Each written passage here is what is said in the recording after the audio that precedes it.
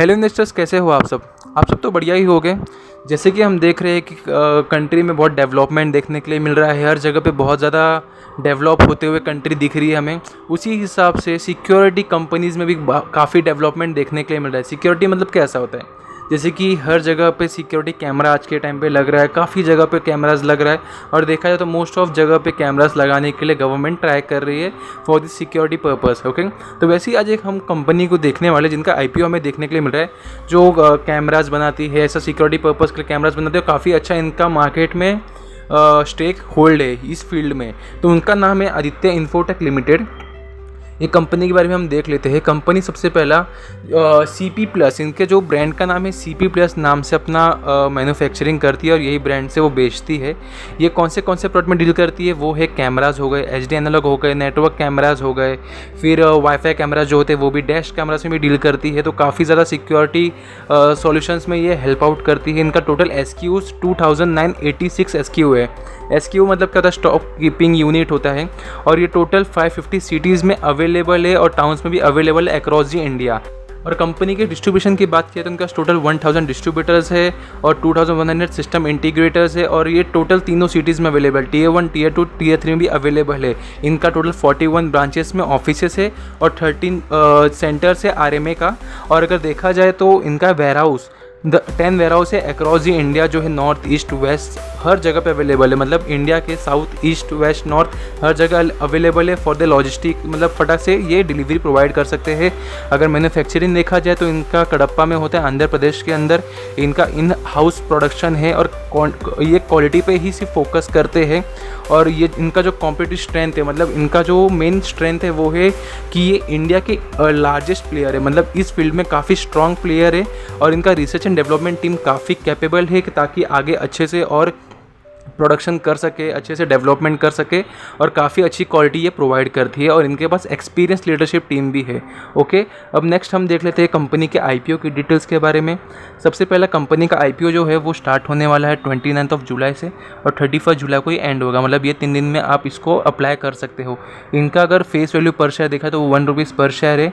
और इनका जो प्राइस बैंड, इन्होंने जो प्राइस बैंड रखा है वो है 640 से लेके 675 तक। मतलब 640 से 675 के बीच में जो प्राइस बैंड इन्होंने रखा है, आप 675 लेके चल सकते हो। 22 शेयर्स 1 लॉट में मिलने वाले हैं।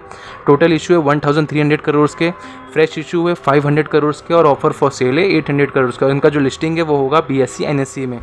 और ये इनका अगर आपको अलॉटमेंट देखना है तो वो आपको 1 अगस्त को पता चलेगा। अगर आपने बिड किया है 1 अगस्त को, आप चेक कर सकते हो आपका अलॉटमेंट हुआ है नहीं हुआ। अगर हुआ है तो आपको क्रेडिट 4 अगस्त को पता चल जाएगा, आपके डीमैट अकाउंट में आ जाएगा।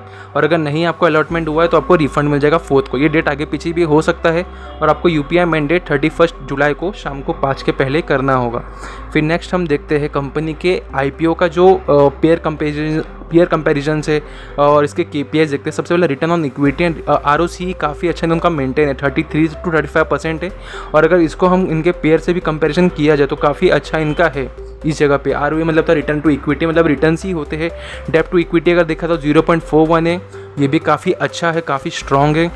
इनके पेयर से कंपैरिजन किया जाए तो उनका भी अगर देखा जाए तो इनका है आदित्य इन्फोटेक का 0.41, DC इन्फोटेक का है 0.7 के आसपास और D-Link का है 0 के आसपास। मतलब कुछ तो है, मतलब उनका मेंशन नहीं किया है।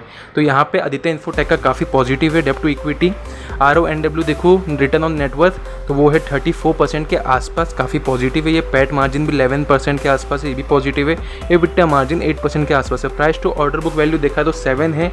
7 थोड़ा ज़्यादा ही हो जाता है, बट अगर कंपैरिजन किया जाए इनके पीयर्स के साथ, जैसे कि अगर PE देखा जाए आदित्य इन्फोटेक का, यहाँ पे इन्होंने PE 22.5 का रखा है और DC इन्फोटेक का 26 के आसपास टू 34 के आसपास है और D-Link का 21। मतलब इनका ना DC इन्फोटेक से ज़्यादा है ना D-Link से कम है। एवरेज देखा जाए तो PE रेशियो इनका ठीक है। मतलब अगर वैल्यूएशन की बात किया जाए, वैल्यूएशन थोड़ा ज़्यादा है बट इनके पेयर कंपैरिजन के हिसाब से इनका परफेक्ट है, मुझे लग रहा है। ओके, नेक्स्ट हम देखते हैं इनके लॉट्स एंड रिजर्वेशंस के हिसाब से इनका जो मिनिमम है, मतलब रिटेल कोटा में आपको जाना है, सिंगल लॉट लेना है, आपका 14,850 रुपीज़ लगेंगे, जो आपको सिंगल लॉट के लिए मैक्सिमम 13 लॉट से आप रिटेल कोटा में जा सकते हो। अगर 13 लॉट से ज़्यादा आपको चाहिए तो आपको स्मॉल HNA में जाना पड़ेगा और मैक्सिमम 67 लॉट ले सकते हो स्मॉल HNA में। उससे ज़्यादा आपको लेने का है तो आपको बिग HNA में जाना होगा। अगर रिजर्वेशन की बात किया जाए तो क्वालिफाइड इंस्टीट्यूशन इन्वेस्टर्स के लिए इन्होंने 75% रखा है, रिटेलर्स के लिए 10% रखा है और HNIs के लिए 15% रखा है। और इनके प्रमोटर्स की बात किया जाए तो उनका प्री इशू के पहले इनका अराउंड 92.5% स्टेक था अप्रॉक्स, और ये IPO के बाद इनके पास अराउंड 76.5 के आसपास स्टेक होगा। ओके, नेक्स्ट हम देखते हैं इनके फाइनेंशियल्स के बारे में। कंपनी के एसेट्स का अगर अपन फोकस करें तो एसेट्स 23 इनका हर ईयर का एसेट्स दिया, मतलब इन्होंने क्वार्टरली नहीं दिया है, ईयरली वाइज इन्होंने अपना डेटा दिया है। 23 में 1700 के आसपास, 24 में 1644 करोड़ के आसपास और 1644 एंड 25 में 3174 करोड़ के आसपास। मतलब अगर देखा जाए तो इनका काफ़ी अच्छा इंक्रीज़ होते हुए दिख रहा है। लगभग मैं बोलूँ तो ये मेरे को 24 से 25 के बीच में जो इन्होंने जंप मारा है वो अराउंड 85 to 90% के आसपास हो रहा है। मतलब इनका एसेट काफ़ी अच्छे से उन्होंने मैनेज करके रखा है। रेवेन्यू को देखा जाए 23 में 2295 करोड़, और जिसमें पैट इनका 108, ये लगभग हो रहा है मेरे हिसाब से लगभग 4% के आसपास हो रहा है, 4 to 5% के आसपास। फिर 24 में देखा जाए तो इनका रेवेन्यू है 2795 और इनका पैट है 115 करोड़, ये भी अराउंड 4 to 5% के आसपास ही मुझे लग रहा है। और अभी 25 में देखा जाए तो 3122 करोड़ में से इनका पैट है 351। यहाँ पे भी इन्होंने काफ़ी अच्छा जंप किया है, ये अराउंड मेरे हिसाब से 11% के आसपास इनका यहाँ पे पैट मार्जिन है। एबिटा की बात किया जाए तो एबिटा भी इनका इंक्रीज़ होते हुए दिख रहा है। 23 में 181 करोड़, 24 में 236 करोड़ और 25 में 258 करोड़। नेटवर्थ भी देखा जाए तो 23 में 311 करोड़, 24 में 424 करोड़ और 25 में 1017 करोड़। मतलब इनका नेटवर्थ भी 24 to 25 के बीच में, फाइनेंशियल 24-25 में काफ़ी डबल हो चुका है। मतलब ये भी पॉजिटिव है। ओके, अगर रिजर्व्स एंड सरप्लस देखा जाए तो 23 में इनका 308 करोड़, 24 में 421 करोड़ और 25 में 994 करोड़ के आसपास। रिजर्व एंड सरप्लस भी काफ़ी अच्छा इंक्रीज़ हुआ, ये भी डबल हुआ 24 to 25 में।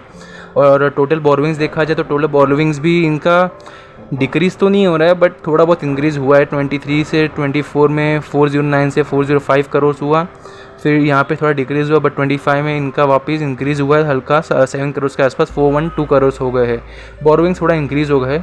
अब देखते हैं हम ये पैसा का क्या करने वाले हैं, मतलब इनका ऑब्जेक्ट ऑफ इशू क्या है। इन्होंने मेंशन किया है कि इनको प्री पेमेंट करना, मतलब ये अपना बोरोविंग्स को कम करने वाले।